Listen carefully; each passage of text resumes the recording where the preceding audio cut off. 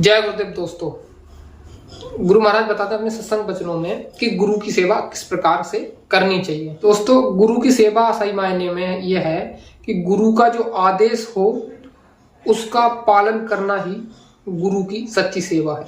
और गुरु आज्ञा का पालन करना, उनकी आज्ञा का उल्लंघन न करना, उनके आज्ञा आदेश को हमेशा सर माथे रखना, गुरु आज्ञा सैन में और बैन में उसका पालन करना ही गुरु भक्ति है।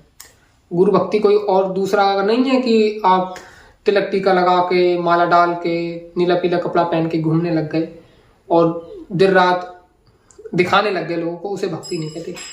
गुरु की आज्ञा का पालन करना ही गुरु भक्ति है और गुरु की आज्ञा का पालन करना ही शिष्य का धर्म भी है।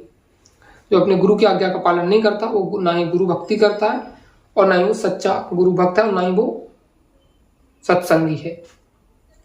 क्योंकि गुरु महाराज का पहला आदेश तो यही है कि शुद्ध शाकाहारी रहो और भजन जरूर करो। अगर आप शुद्ध शाकाहारी हैं और भजन नहीं करते तो आप गुरु भक्त नहीं है, सत्संगी नहीं है, क्योंकि आप गुरु आज्ञा का पालन नहीं कर रहे।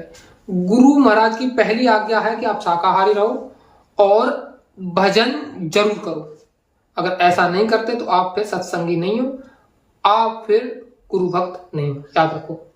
और बहुत से लोग सोचते हैं कि गुरु की सेवा यह है कि गुरु को धन दे दिया और गुरु प्रसन्न हो गए। गुरु तुम्हारे धन का भूखा नहीं है।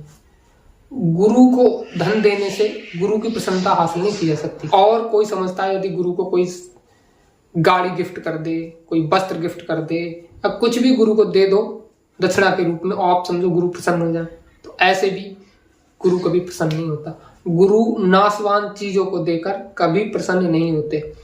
उनको प्रसन्न करना है तो उनके हर आज्ञा आदेश का पालन करना होगा और भजन भजन भजन जरूर करना होगा।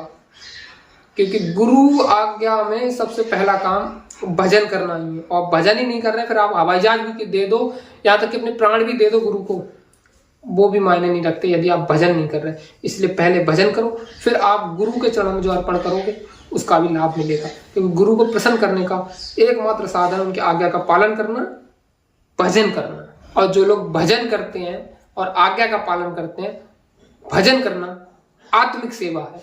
और वचन का पालन करो गुरु के और भजन करो, ये आत्मिक सेवा है और सबसे उत्तम सेवा है।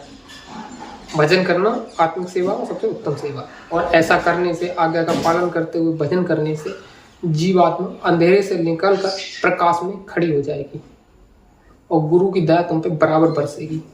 यानी कि आंख खुल जाएगी, उसकी दिव्य दृष्टि खुल जाएगी, जो कि मनुष्य जीवन का प्रथम उद्देश्य है। यानी जीवन सफल हो जाएगा। दिव्य दृष्टि खुल जाएगी तो अंतर में नाम प्रकट हो जाएगा, पाप सब खत्म हो जाएंगे, फिर आत्मा अपने घर की तरफ चलती है। और जब दिव्य दृष्टि खुलेगी तो गुरु का दिव्य स्वरूप अंतर में प्रकट हो जाएगा, जो कि मनुष्य जन्म का लक्ष्य भी है। गुरु का दिव्य स्वरूप अंतर में प्रकट करना ही हर सत्संगी का कर्तव्य है और उसके लिए मेहनत से, लगन से भजन करते रहना चाहिए।